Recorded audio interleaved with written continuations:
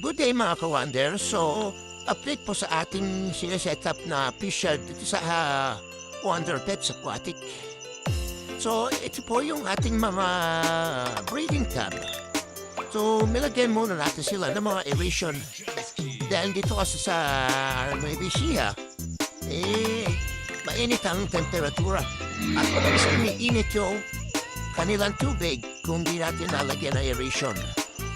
So, pati itong mga fry, nilagyan din natin aeration muna at saka na yung mga filtration.